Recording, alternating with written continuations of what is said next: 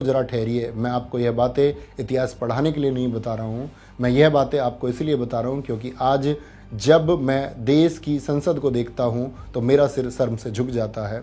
एक तरफ सरदार पटेल जी थे जिन्होंने 565 रियासतों को जोड़कर एक नया भारत बनाया, और आज हमारे नेता क्या कर रहे हैं, देश के सामने मुद्दे क्या हैं, बेरोजगारी, महंगाई, बॉर्डर पर चीन की चालबाजी, चरमराती विदेश नीति, प्रदूषित हवा।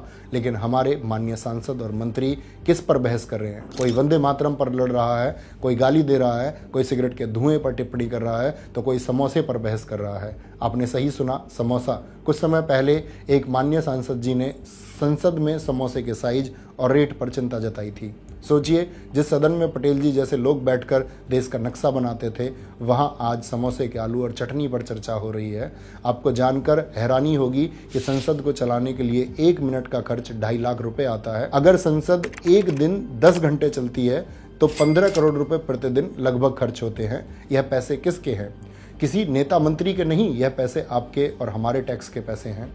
आज के नेता मुद्दों की बातों पर बहस करना छोड़कर सारी बेतुकी बातें करते हैं और एक दूसरे पर चिल्ला चिल्ला कर रौब जमाने की कोशिश करते हैं।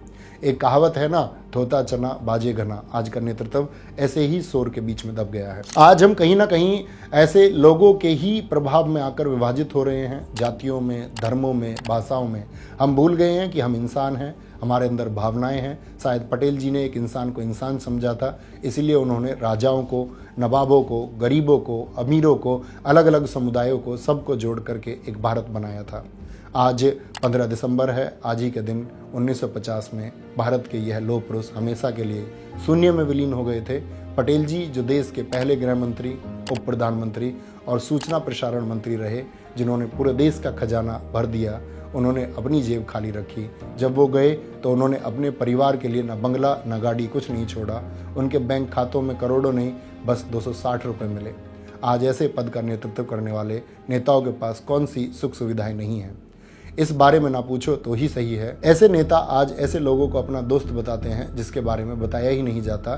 तो आज मेरी आपसे एक बड़ी अपील है साथियों, महापुरुषों की बड़ी बड़ी मूर्तियां बनाना अच्छी बात है, ये हमारे सम्मान का प्रतीक है, लेकिन हम उन मूर्तियों के पीछे छिपकर देश के असली मुद्दों को भूल जाएंगे तो यह उनका सम्मान नहीं, अपमान